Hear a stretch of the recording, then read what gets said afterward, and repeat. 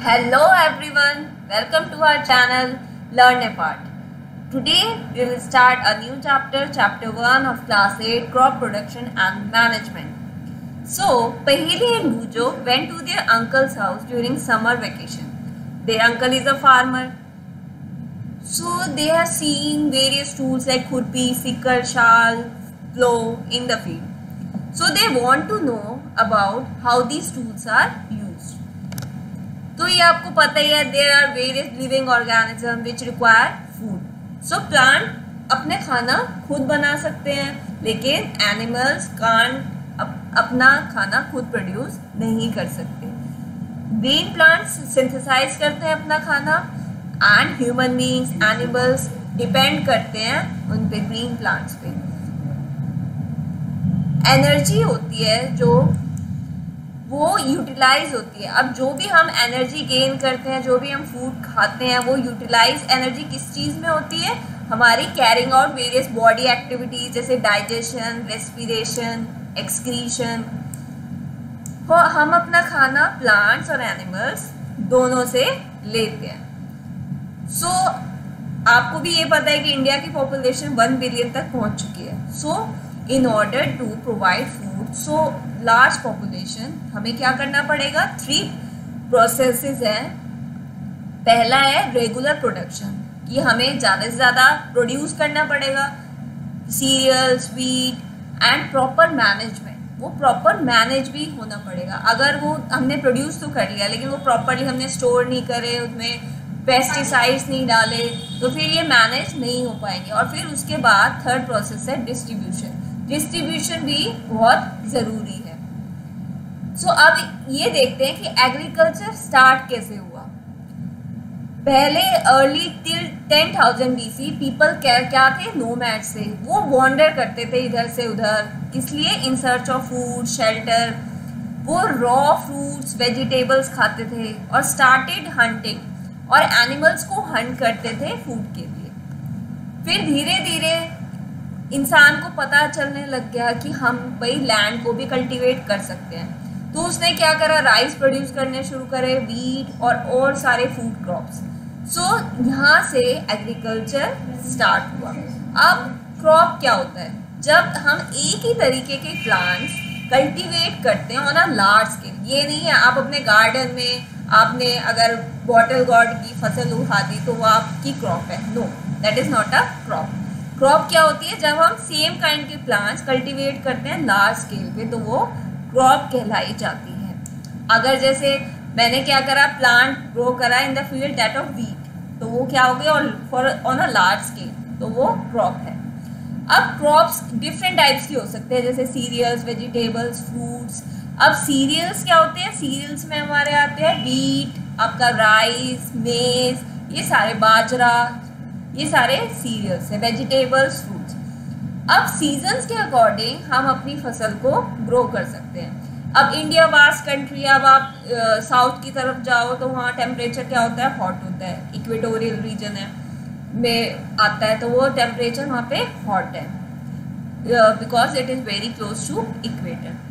अब टेम्परेचर के अकॉर्डिंग वहाँ पे फसल उगाई जाती है. ह्यूमिडिटी कैसी है वहाँ पे रेनफॉल कैसी है, तो वो वेरी करता है रीजन टू रीजन. अब इंडिया में वेराइटी ऑफ क्रॉप्स ग्रो होती हैं different parts of the country. अब 2 क्रॉपिंग पैटर्न्स है इंडिया में. पहला है kharif crop and second is rabi crop. ये बहुत इम्पॉर्टेंट क्वेश्चन है. What is kharif and what is rabi crop? जो क्रॉप्स होती हैं जो आपकी रेनी सीजन में सो करी जाती हैं, उन्हें कहते हैं खरीफ क्रॉप. और रेनी सीजन इंडिया में कब से कब तक होता है? जून टू सितंबर. एंड इनके एग्जाम्पल्स क्या हैं खरीफ क्रॉप के? पैडी में सोयाबीन, ग्राउंडनट, कॉटन, ये खरीफ क्रॉप के एग्जाम्पल्स हैं. और इसमें पैडी का मतलब क्या है? राइस. सेकेंड वेराइटी है राबी क्रॉप्स. अब राबी क्रॉप्स क्या है? राबी क्रॉप्स विंटर सीजन में उगाई जाती हैं और इनका सीजन का टाइमिंग क्या है? अक्टूबर टू मार्च. तो इनके राबी क्रॉप्स का एग्जाम्पल्स क्या है? वीट, ग्राम, टी, मस्टर्ड.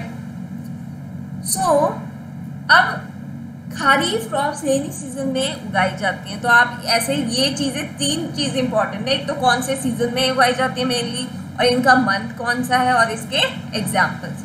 अब ये पूछ रहा है कि why paddy can not be grown in winter season. So can you guess?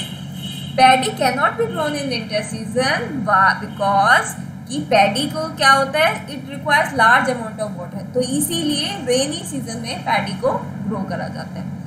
अब आते हैं कि बेसिक प्रैक्टिसेस हैं जो क्रॉप प्रोडक्शन में यूज होती हैं। तो कल्टीवेशन ऑफ क्रॉप्स में वेरियस एक्टिविटीज होती हैं जो कि फार्मर्स अंडरगो करता है। अब हम देखेंगे वेरियस एक्टिविटीज जो कि आपकी एग्रीकल्चरल प्रैक्टिसेस है कि क्रॉप हमारी रेडी हो जाती है। फर्स्ट प्रोसेस है प्रिपरेशन ऑफ सॉइल, तो हम धीरे धीरे पढ़ते। पहला है preparation of soil, second is sowing, third is adding manure and fertilisers, fourth is irrigation and fifth is protecting from weeds, sixth is harvesting and the seventh is storage. So there are these are seven agricultural practices. Now first is preparation of soil. Preparation of soil पहला step है for growing a crop. So agriculture को क्या करा जाता है? First of all agriculture process में turn the soil and the loosen it. Soil को क्या करा जाता है? लूज करा जाता है, ताकि अगर सॉइल लूज हो जाएगी तो ज़्यादा से ज़्यादा रूट्स क्या होंगी? पेनिट्रेट हो जाएंगी इनटू द सॉइल।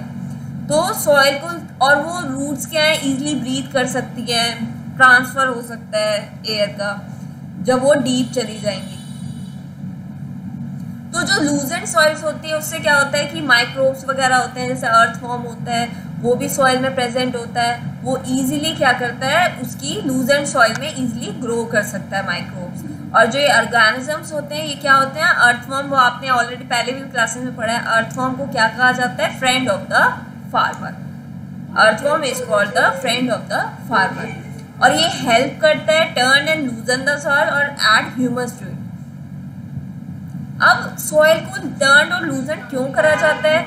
सॉइल में क्या होते हैं? वेरियस मिनरल्स होते हैं, water, air and some living organism. So ये जो डेड प्लांट्स होते हैं, एनिमल्स होते हैं, वो क्या हो जाते हैं? डिकम्पोज हो जाते हैं बाय सॉइल ऑर्गेनिज्म, और इस तरीके से क्या होता है? सारे न्यूट्रिएंट्स होते हैं जो डेड ऑर्गेनिज्म के होते हैं वो रिलीज कर देते हैं वापस सॉइल में, और जो ये न्यूट्रिएंट्स होते हैं ये अगेन एब्जॉर्ब कर लिए जाते हैं प्लांट से।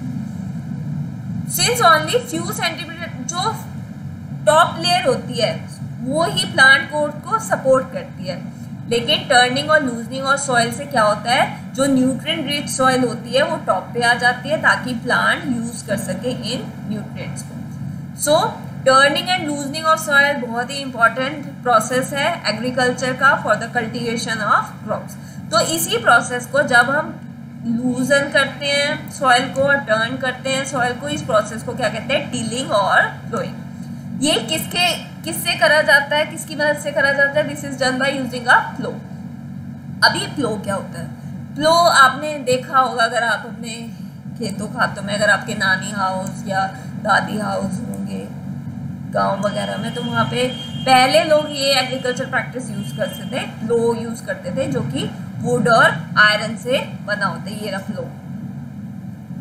एंड अगर सॉइल ड्राई है तो उसमें क्या करा जाता है? वाटरिंग करी जाती है प्लोइंग से पहले, और जो प्लो फील होता है उसमें क्या होते हैं? क्लम्स आ जाते हैं। क्लम्स क्या होता है?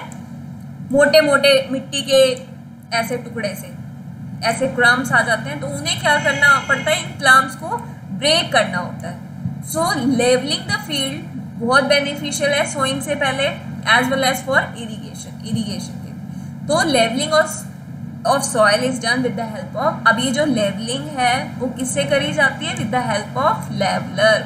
Levelling is done by with the help of leveller. फिर उसमें क्या करे जाते हैं? मैन्योर ऐड करे जाते हैं to the soil before tilling.